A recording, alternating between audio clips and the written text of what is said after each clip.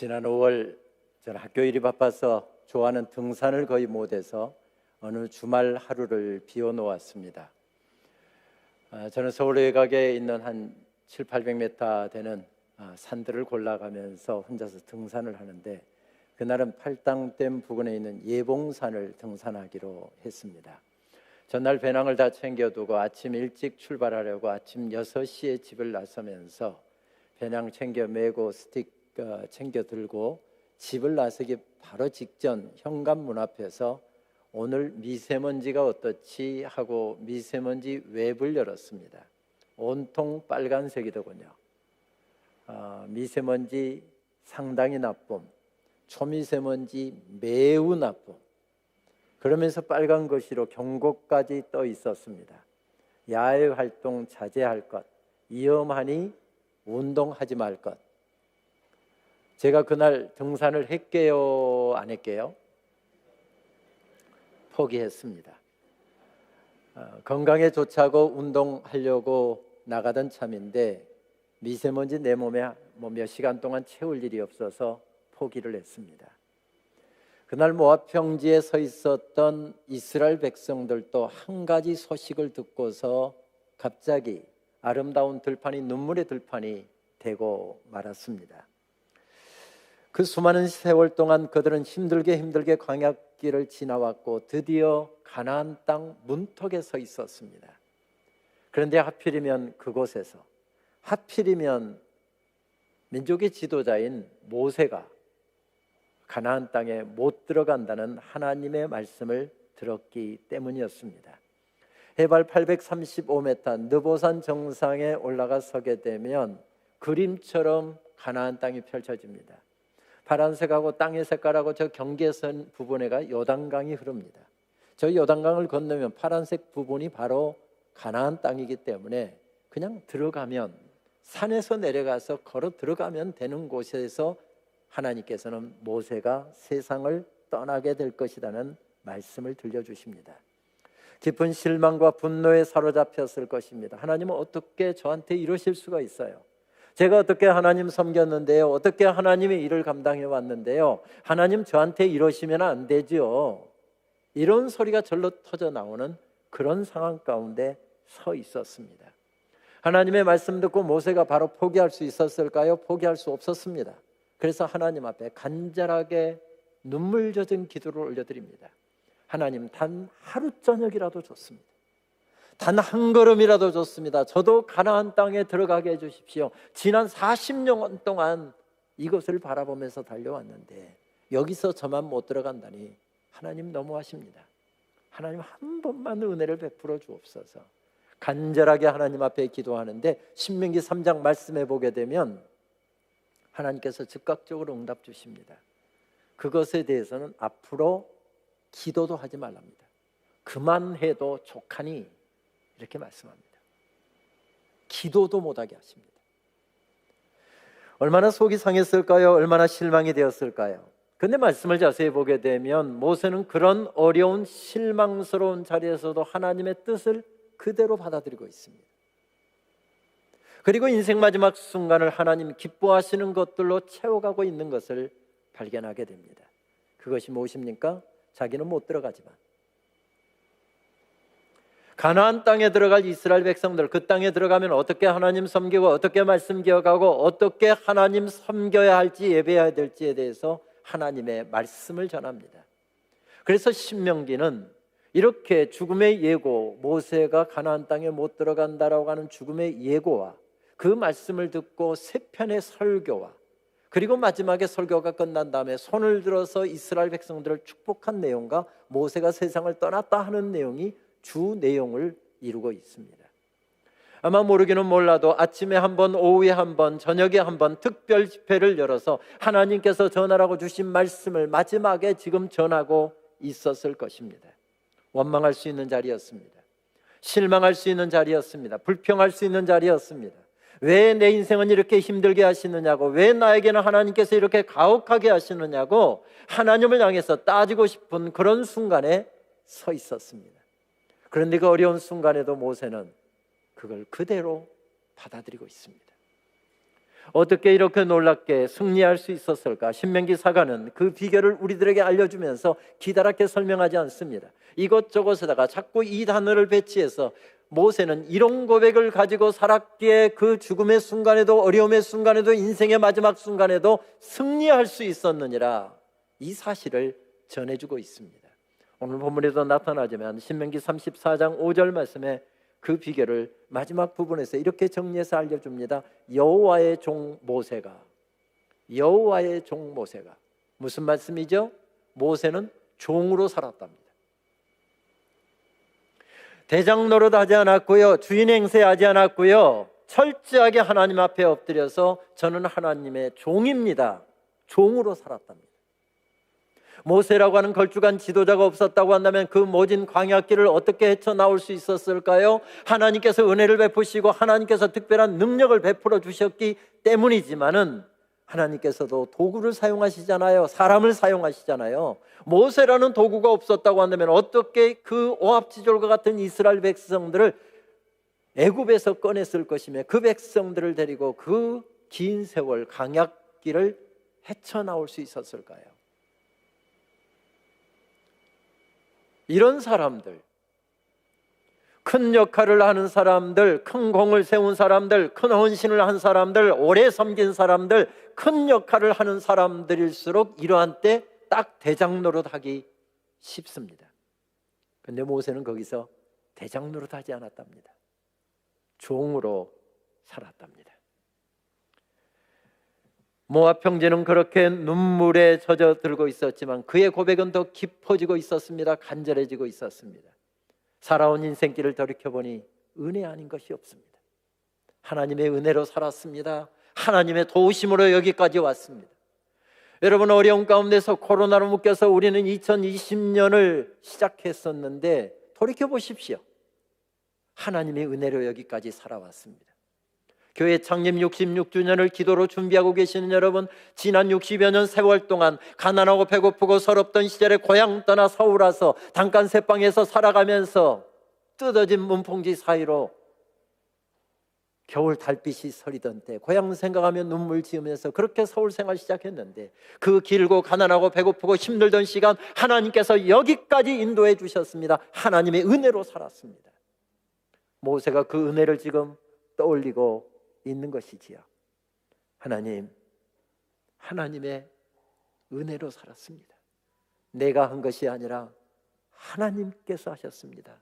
하나님이 대장이십니다. 하나님이 주인이십니다. 하나님이 왕이십니다. 이 고백을 하나님 앞에 온전하게 올려드리고 있습니다.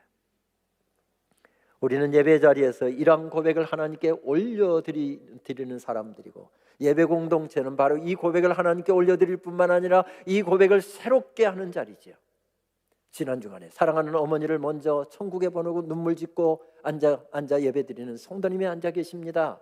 어려움 가운데 떨다가 몸부림치다가 나온 가정이 있습니다. 답답한 일 가운데 허덕이다가 살 힘마저 잃어버린 사람들 앉아서 힘겹게 지금 예배하고 있는 사람들이 있습니다. 장로님이 기도를 통해서, 찬양대가 찬양을 통해서, 목사님이 설교를 통해서 무엇을 외치는 것입니까? 하나님께서 다스리십니다. 하나님께서 통치하실 것입니다. 하나님께서 인도하실 것입니다. 야훼 말락, 그것을 선포하는 것이고 그것을 가슴에 담는 것이고 그 고백을 새롭게 하는 것이지요. 하나님께서 통치하시는도다.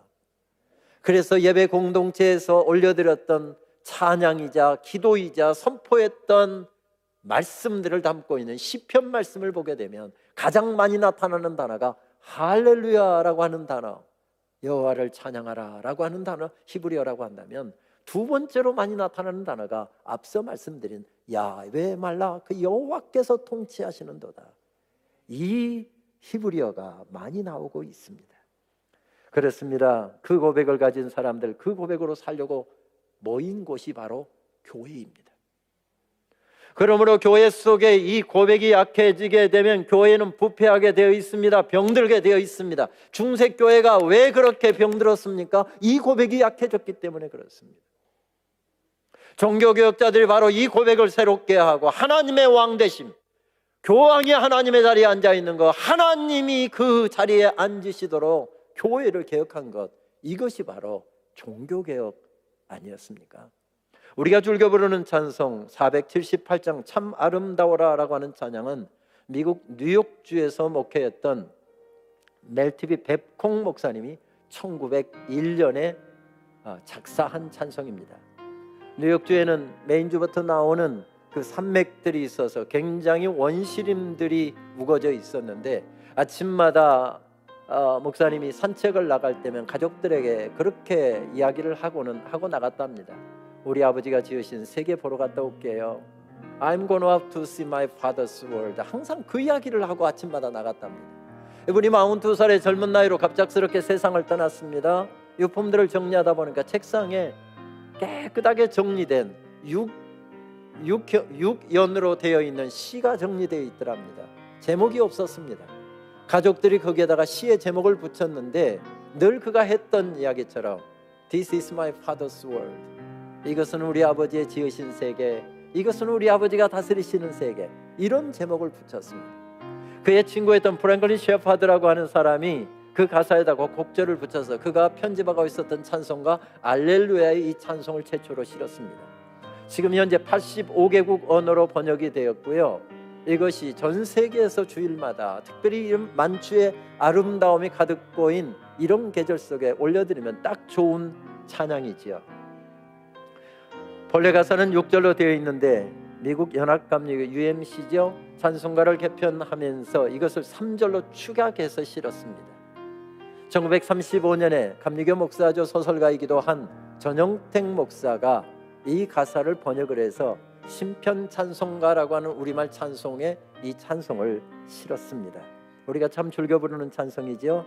참 아름다워라 주님의 세계는 저 솔로몬의 옷보다 더 고운 백합화, 주 찬송하는 듯 저 맑은 새소리, 내 아버지의 지으신 그 솜씨 깊도다. 시간이 없지만 여러분 표정 보니까 아무래도 찬송을 한번 불렀으면 좋겠다는 표정이어서 찬송 한번 하고 넘어가겠습니다. 참 아름다워라 주님의 세계는 저 솔로몬의 옷보다 더 고운 백합화, 주 찬송하는 듯 저 맑은 새소리, 내 아버지의 지으신 그 솜씨 깊도다. 할렐루야. 여러분 3절은 못 불렀는데 집에 가시다가 꼭 부르셔야 됩니다. 하나님의 지으신 창조세계의 아름다움을 마음껏 찬양하는 이런 가사로 되어 있습니다. 그런데 아까 말씀드렸던 것처럼 뱁콩 목사님이 썼던 6절의 가사를 읽어보게 되면 창조세계의 아름다움만 노래하고 있는 것이 아니라 또 한 가지 사실을 고백하면서 하나님께 영광을 올려드리는 내용을 담고 있습니다. 안타깝게도 우리말 찬송에는 그것이 생략됐지만 원가사의 3절을 보면 영어의 뉘앙스를 함께 좀 느끼도록 영어와 한국말로 제가 3절 가사를 한번 읽도록 하겠습니다. This is my father's world. 이것은 우리 아버지가 다스리시는 세계. Oh, let me never forget. 결코 우리 그거 잊지 말자. That though the long seems often so strong. 악인이 비록 강하게 보인다 할지라도 God is the ruler yet. 하나님께서 여전히 다스리고 계심을. This is my father's world. 이것은 우리 아버지가 다스리시는 세계. Why should my heart be sad? 왜 그런데 우리 마음은 슬픔에 사로잡혀 있나? The Lord is king. Let the heavens ring. 하늘이여 선포하라. 주님이 왕이시다. God reigns. Let the earth be glad. 온 땅이여 기뻐하라. 하나님이 통치하신다. 무엇을 고백하고 있습니까? 하나님의 다스리심. 오늘 내 삶이 내가 원하는 대로 풀리지 않는다 할지라도 한치의 어리춤도 없이 내 삶을 다스리고 계시는 하나님의 통치하심. 나는 이것을 더 좋게 생각하고 나는 이때를 더 좋게 생각하지만 내 인생 전부를 인도하셨고 앞으로도 인도하시고 영원까지 나의 인생을 책임지실 그 하나님께서 내게 가장 좋은 것을 예비하시고 통치하고 계시는 하나님의 다스리심, 그것을 지금 고백하고 있습니다. 모세도 그 고백 가슴에 품고 도무지 납득하기도 어렵고 원망과 불평이 터져나오는 그 순간 가운데 벌떡 일어서고 있는 것을 발견하게 됩니다. 비록 내 인생은 여기에서 끝납니다. 나는 꿈에도 그리던 지난 40년 동안 그렇게 오매불망 내 마음으로 원했던 가나안 땅이 눈앞에 펼쳐지는데 그 앞에서 하필이면 나만 못 들어간답니다. 그런데도 선하신 하나님의 뜻, 나에게 가장 좋은 것을 주시는 하나님의 선하신 인도하심, 그것을 믿었기에 그는 두 손을 높이 들고 이렇게 고백하는 것이지요. 하나님, 저는 하나님을 신뢰합니다. 하나님, 저는 하나님을 신뢰합니다. 그 고백이 그를 일어서게 한 것이죠. 그래서 인생의 마지막 순간에 피토하듯이 하나님 원하시는 그 말씀을 하나님의 백성들에게 전하고 있습니다. 잘 먹고 잘 살게 되면 지금까지 그러했던 것처럼 변질될 사람들, 어려운 문제만 오면 부딪혀오면 무너져 내릴 사람들, 하나님 가볍게 내던져 버릴 사람들, 이 사람들에게 하나님의 말씀으로 그들의 영혼을 적시고 있습니다. 오늘 읽은 신명기 6장의 말씀은 두 번째 설교 서론에 나오는 내용입니다. 사실 두 번째 설교는 6장부터 시작해서 25장까지 이어지는 아주 기다란 설교 가운데 바로 서론에 해당되는 말씀입니다. 말씀이 어떻게 시작됩니까? 히브리어 언어로 읽으면 이렇게 시작됩니다. 쇼마 이스라엘, 이스라엘아 들으라. 쇼마라고 하는 이 히브리어는 들으라라고 하는 뜻입니다. 조금 더 리얼하게 표현하면 주목, 이런 뜻입니다. 하던 일들 내려놓고, 하던 생각들 다 내려놓고, 그리고 내가 좋다고 붙잡고 몸부림치던 것까지도 다 내려놓고 하나님의 말씀을 주목하라는 것입니다. 이 말씀을 너희들이 들어야 살고, 이 말씀 붙잡고 나아가야 승리하고, 이 말씀 놓치면 너희들은 죽는다. 그래서 주목, 쇼마 이렇게 시작됩니다. 조금 더 생생하게 표현해 볼까요? 남자들 군대에서 싫도록 들었던 표현이 무엇입니까? 동작 그만, 이겁니다. 그러면 하던 것 다 내려놓고 바로 지휘관에 눈길과 모든 동작을 멈추고서 거기에 눈길을 두고 귀를 쫑긋 세워야 하는 것이 바로 동작 그만이라고 구호입니다. 쇼마라고 하는 말은 동작 그만, 이 뜻입니다. 지금 마음이 죽을 것 같은데, 마음이 힘든데, 삶이 답답한데, 그냥 주저앉아 버리고 싶은데 그것들 다 내려놓고 이 말씀 들으라는 것입니다. 말씀의 요지가 무엇입니까? 네 가지로 우리는 정리해 볼 수 있을 것 같습니다. 마음과 뜻을 다하고 힘을 다하여 하나님을 사랑하십시오. 이 말씀을 여러분들의 마음에 새기고 그 말씀을 여러분들의 자녀들에게도 가르치십시오. 축복의 땅에 들어가서 잘 먹고 잘 살게 될 때 정말 부탁하는데 하나님 잊어버리지 않도록 하십시오. 하나님을 깊이 경외하고 그분만을 섬기고 그분만을 예배하십시오. 말씀으로 좀 더 깊이 들어가 볼까요? 이스라엘아 들어라. 주는 우리의 하나님이시요 주는 오직 한 분뿐이시다. 너희는 마음을 다하고 뜻을 다하고 힘을 다하여 주 너희의 하나님을 사랑하여라. 이 말씀에는 두 가지 사실이 담겨 있습니다. 하나님이 왕이시랍니다. 하나님이 우리의 인생의 대장이시랍니다. 하나님이 왕이시랍니다. 그 사실을 선포한 다음에 너희들이 정말 그건 믿고 있고 그 고백을 가슴에 담고 살아가고 있다고 한다면 너희 마음을 다하고 뜻을 다하고 정성을 다해서 하나님을 예배하고 하나님을 섬기고 하나님을 사랑하라. 이 두 가지 명령으로 요약됩니다. 그 말씀을 받고 고개를 끄덕거리는 사람들에게 거기서 끝이 아니다. 또 한 가지가 더 있다. 너만 그 말씀 알고 너만 은혜를 받고 너만 잘 먹고 잘 살고 너만 하나님 알고 끝나지 말고 너희 자녀들에게도 그것을 모르는 사람들에게도 이것을 증거하여라, 가르쳐라, 전해주어라, 이런 말씀을 담고 있습니다. 1년에 미국의 할리우드에서는 수백 편의 영화가 제작되어서 나오지요. 그 영화가 어떤 등급을 받느냐, 가령 15살 이상만 이 영화를 본다든지 청소년들은 관람 불가라든지 이런 등급을 매기는 것을 하는 이 단체가 무비 가이드라고 하는 단체입니다. 그러니까 그 영화가 흥행하느냐 못하느냐는 어떤 등급을 받느냐와 연관되어 있기 때문에 굉장히 힘 있는 단체겠죠. 이 무비 가이드의 대표를 지내고 있는 테드 베어 박사는 우리에게 널리 알려진 복음성가 가수 팻분이라고 하는 이 가수와 함께 Culture Wise Family라고 하는 예수 번역한다고 한다면 문화에 민감한 가족들, 문화에 민감한 가족, 뭐 이렇게 번역해 볼 수 있는 책 가운데서 미국의 자녀들이 집에서 학교에서 보낸 시간들을 통계를 내서 제시를 한 내용을 싣고 있더군요. 미국 가정에 평범한 가정의 아이들이 보내는 시간을 측정한 결과 아이들이 부모와 함께 보내는 시간은 하루 24시간 중에서 불과 21분밖에 안 된답니다.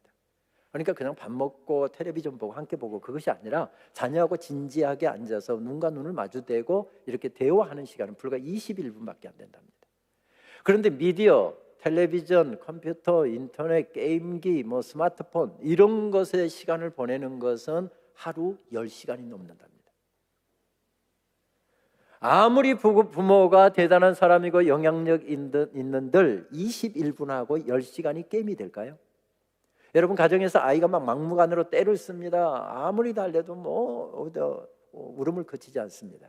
그런데 아이가 좋아하는 스마트폰에 게임이 있고 무슨 만화 영화가 있고 그거 딱 틀어주면 눈물은 여기 가득 고여서 울음 딱 그치잖아요.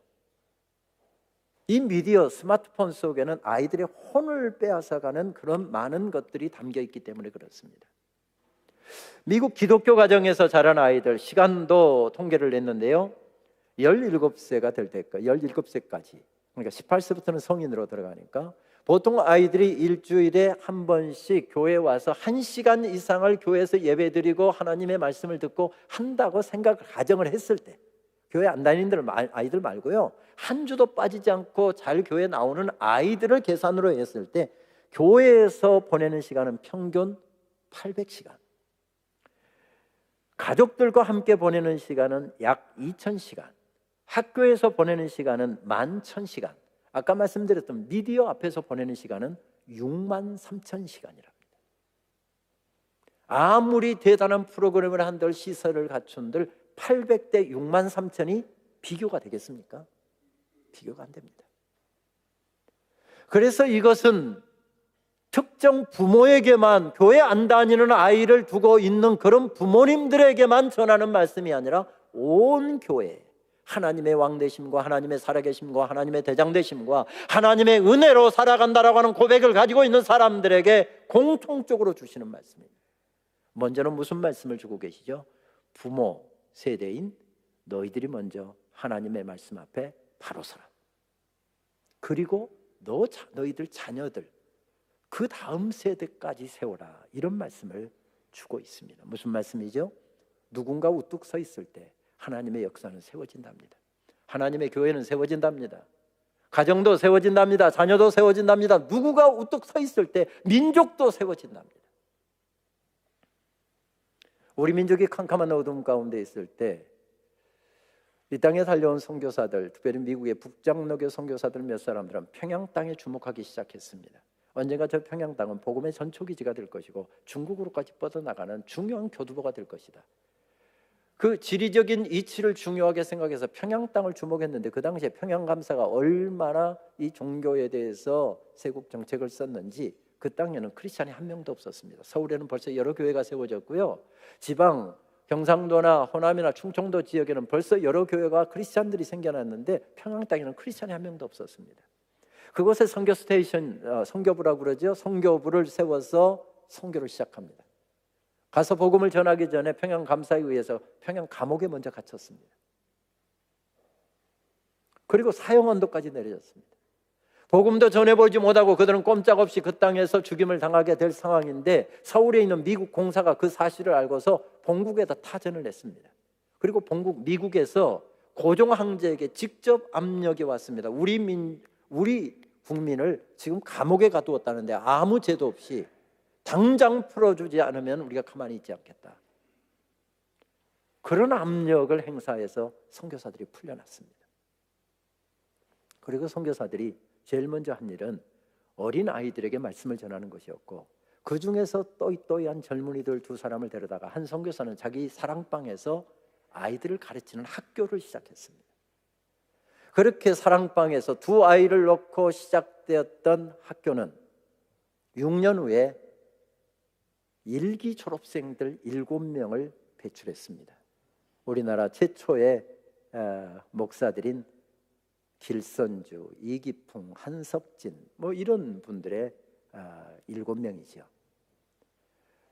그리고 나중에 미국에서 헌금을 하신 분이 있어서 평양 땅에 학교 교사를 세웠습니다. 흔히 우리가 알고 있는 평양신학교라고 하는 학교이죠.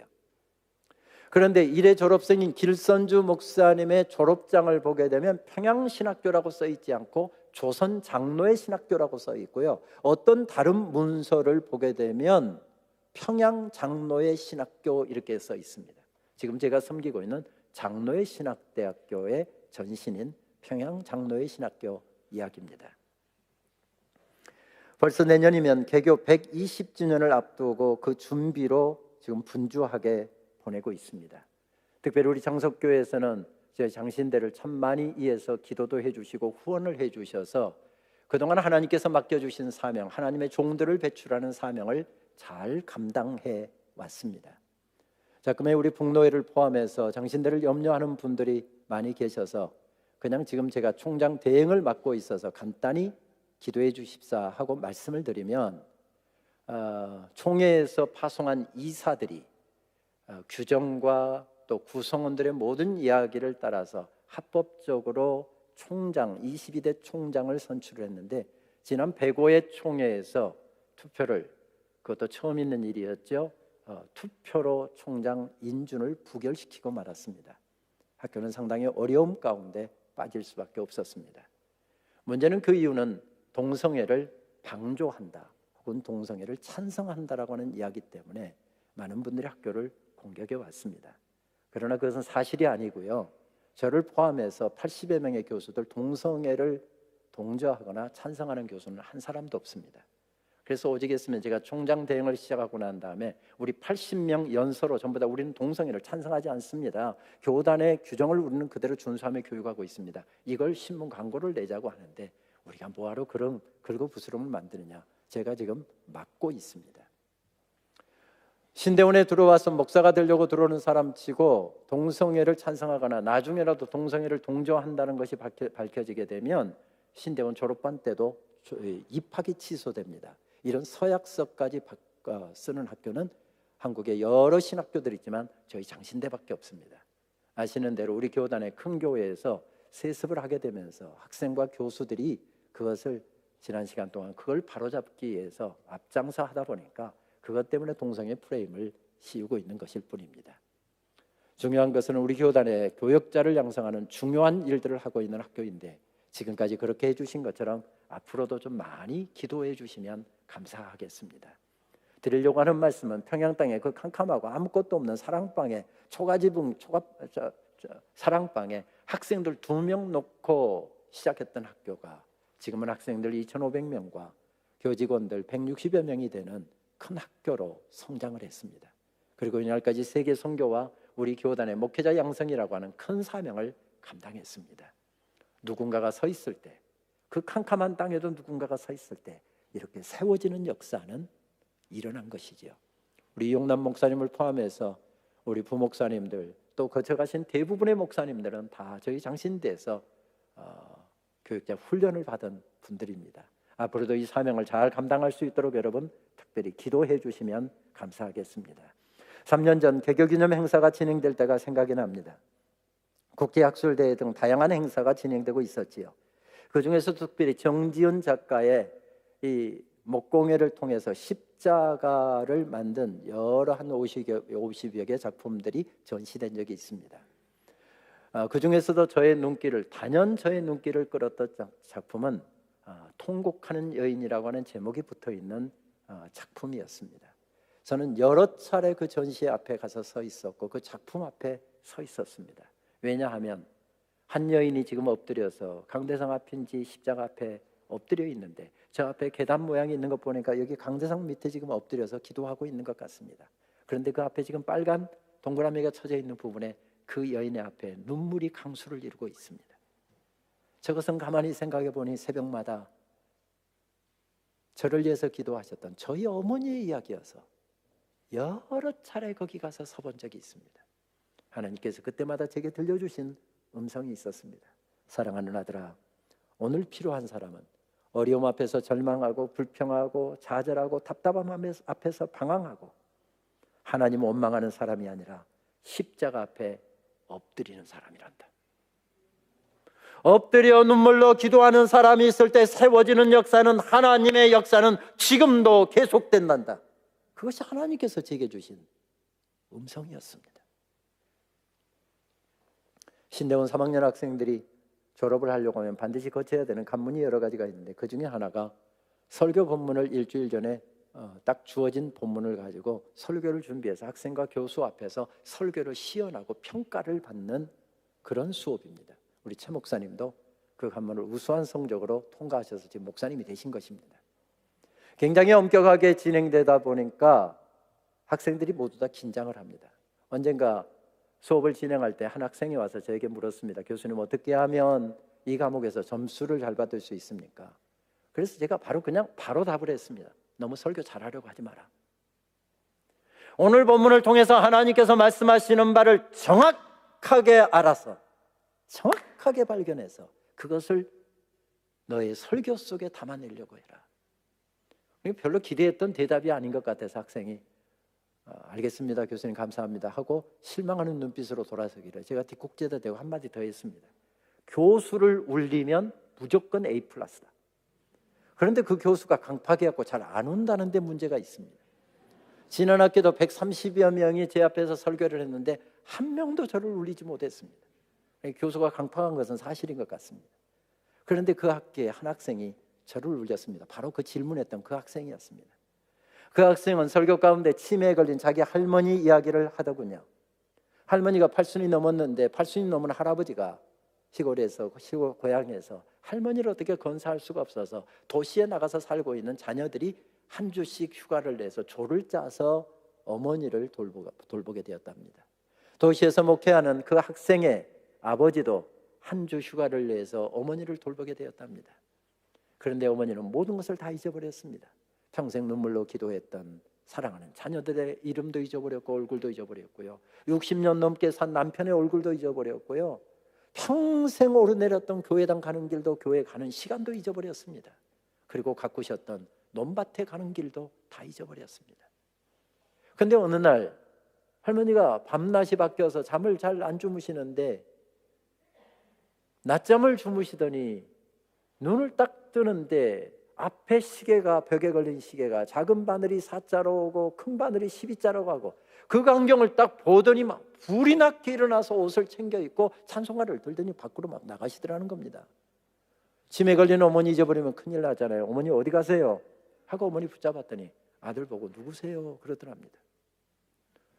어머니하고 실랭이를 할 수가 없어서 어머니를 종종걸음으로 따라가는데 교회 가는 길 다 잊어버리고 교회 가는 날도 다 잊어버린 어머니가 희한하게 교회로 찾아 올라가시더랍니다. 의자에 앉지 않으시고 저 뒤에서 방석 하나 들고 오시더니 딱 앞에다 방석 깔고 소리내서 눈물 섞어 하나님 앞에 1시간을 기도하시더랍니다. 잊어버렸던 자녀들 이름 다 불러가고요, 며느리 사위 이름 다 불러가고요, 그리고 손자 손녀 이름까지 다 불러가고, 목사님 교인들 그리고 마을 복음화를 위해서 기도하실 때는 통곡을 하시더랍니다. 다 잊어버렸습니다. 다 잊어버렸습니다. 어머니의 기도 소리에 감격한 아들이 눈물 섞어서 기도 끝나는 어머니 부축해서 어머니 가십시다 했더니 아들 보고 또 누구세요? 그러시더랍니다. 다 잊어버렸습니다. 그런데 하나님 앞에 엎드리는 그것은 잊어버릴 수 없었던 어머니가 있는 그곳에 자녀들이 세워지는 역사를 보았습니다. 그 학생은 설교 가운데 자기 할머니 성함을 언급하지 않았습니다. 그러나 저는 그분의 성함을 정확하게 기억하고 있습니다. 박광래 권사님, 저희 고향교회 권사님이셨고요, 제 어머니와 평생 새벽제단 싸우면서 기도하셨던 저희 어머니의 기도 친구이셨습니다. 저는 그분의 기도를 먹고 자란 사람입니다. 그래서 저를 위해서 기도해 주신 저희 고향교회 권사님 성함을 저는 잊어버릴 수가 없습니다. 116년 전에 오웬 선교사가, 남장로교 선교사죠, 클레멘트 오웬 선교사가 선교 여행 중에 해가 저물어서 그 동네에 하루 저녁 머물게 되었답니다. 그런데 사랑방을 내주었던 그 동네 부잣집이 예수님을 영접했습니다. 그래서 7개 마을의 중앙에 교회가 세워졌습니다. 116년 전의 일입니다. 그래서 거의 모든 마을들마다 90% 이상, 거의 어떤 마을은 99%가 다 예수님 믿는 마을들이었습니다. 그런데 바닷가에 위치한 저희 고향 마을만큼은 아이들 몇 명, 여자분들 몇 명, 남자분들은 거의 없었습니다. 그래서 가끔 새벽기도 따라가면 저희 어머니와 그 박강래 권사님 기도하시는 기도 소리를 다 듣게 되는데, 하나님, 우리 마을에서도 장로님 나오게 해주십시오. 하나님, 우리 마을에서도 남자 집사님 좀 나오게 해주십시오. 저는 어렸을 적 그 기도가 무슨 의미인지를 몰랐습니다. 그런데 하나님께서 그 기도를 먼저 응답하신 것이 아니라 그 마을에서 신학생이 나오게 만든 것입니다. 그로부터 20여 년 전에 장신대 학장을 지내셨던 맹룡길 박사가 다른 마을에서 나온 적이 있었는데, 그 이후로는 신학생이 한 명도 시골교회에다 보니까 안 나왔는데 20여 년 만에 신학생이 나왔으니 그 동네 자부심이 보통이 아니었습니다. 그 학생이 장신대에서 한 학기 공부하고 여름방학 때 내려왔더니 박강래 권사님은 그 학생을 부둥켜 안고 덩실덩실 춤을 추면서 우리 목사님은 우리 목사님. 뭐가 목사입니까? 한 학기밖에 공부 안 했는데요. 그것은 기도 응답에 대한 하나님께 올려드리는 감사였던 것이죠. 그 학생은 학교를 졸업하고 목사 안수를 받고 오늘 장석교회에서 설교하고 있습니다. 세워집니다. 세워집니다. 한 사람이 거기에 우뚝 서 있을 때 세워지는 역사는 계속됩니다. 몇 년 전 고향교회 집회 인도해달라는 부탁을 받고 갔더니 저 교회 학교 때 가르쳐 주셨던 원로 장로님 앉아 계시고 노 권사님 앉아 계시고 그분들한테 기도해 주셔서 이렇게 하나님 섬기고 있습니다. 보고하려고 갔습니다. 그런데 보려고 보았던 것이 아니라 무심코 보았는데 당회원들을 쭉 보니까 다 친구도 있고 후배들 있고 하는데 보니까 가만히 보니까 당회원들 5분의 4가 다 그 마을 출신들인 겁니다. 교회 크고 작은 일들을 중심 앞서서 하는 사람들, 안수 집사님들, 권사님들 이렇게 뛰시는 4일 동안 집회 인도하면서 보니까 다 그 마을 출신들 후배들인 것입니다. 아, 세워지는구나. 모세가 그 영적인 원리를 한 것입니다. 내가 바로 서면 가능한 일이다. 하나님으로부터 말씀을 받아서 그 말씀을 전하려고 설교를 준비하고 있는데 하나님께서 깨닫게 하시는 것, 내가 바로 서면, 여러분들이 바로 서면 가능한 일입니다. 이렇게 말씀을 준비하고 있는데 모세가 깨달은 말씀은 다른 것이었습니다. 그래, 내가 바로 서면 이 모든 것들이 다 가능해지지. 그래서 원망이 터져나온 그 자리에서 자기 자신을 하나님 앞에 바로 세우기 위해서 안간힘을 쓰는 것입니다. 말씀 붙잡고 안간힘을 쓰면서 자기 자신을 이렇게 세우는 것입니다. 그리고 첫 번째 설교 피토하듯이 전했습니다. 두 번째 설교 전했습니다. 이제 마지막 설교, 이거 하고 나면 나 천국 가야 되는 것입니다. 마지막 설교 전하고 나서 그가 후배 제사장들에게 명령했는데 민수기 6장 24절 이하에 나오는 말씀, 어쩌면 예배 끝부분에 손을 들어서 모세도 이스라엘 백성들을 축복했을 것입니다. 축도를 이렇게 제시합니다. 여호와는 내게 복을 주시고 너를 지키시기를 원하며 여호와는 그 얼굴을 내게 비치사 은혜 베푸시기를 원하며 여호와는 그 얼굴을 내게로 향하여 드사 평강 주시기를 원하노라. 축도로 그렇게 마치고 그는 이 땅의 삶을 접고 있습니다. 저는 지난 몇 달 동안 한 찬송을 가슴에 담고 살고 있습니다. 유난히 코로나가 기승을 부리는 그 나라, 미국이라는 나라, 미국의 노스캐롤라이나 샬롯이라고 하는 한 교회 찬양 사역자들이 모든 게 다 묶여져 있는 상황 가운데서 온라인으로 찬양 집회를 진행하려고 기도하고 있는데 하나님께서 네 사람의 입술에 동시에 담아주신 찬송이었습니다. 그래서 그들이 고개를 맞대고 그 자리에서 바로 만들었던 찬송이었죠.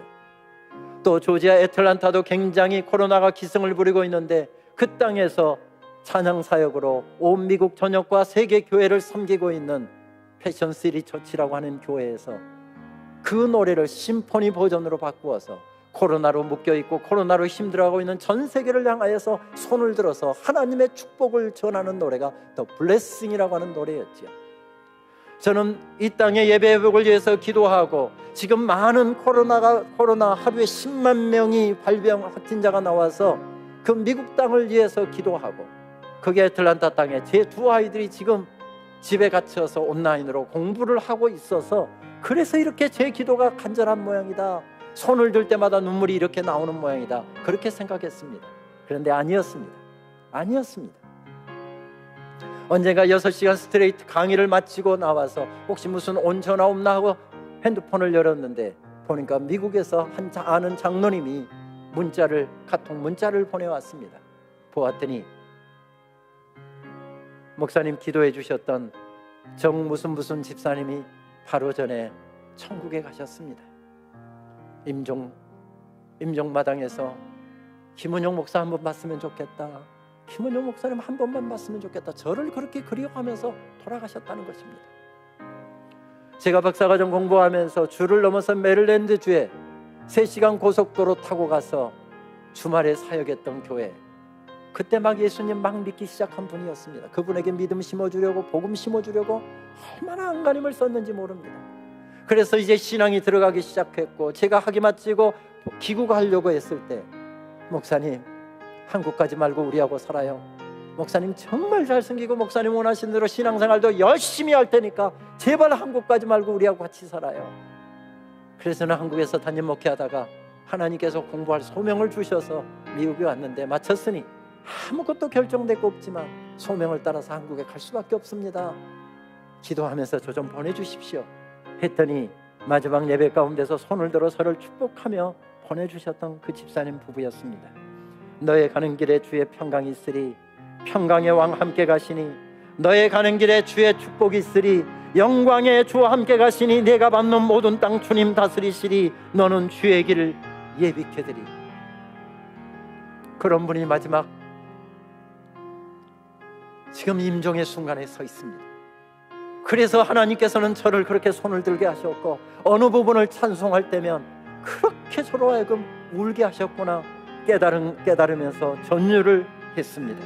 여호와는 내게 복을 주시고 너를 지키시기를 원하며 여호와는 그 얼굴을 내게 비치사 은혜 베푸시기를 원하며 여호와는 그 얼굴을 내게로 향하여 드사 평강 주시기를 원하노라. 코로나로 인해서 어려움 가운데 있는 분들이 있지요.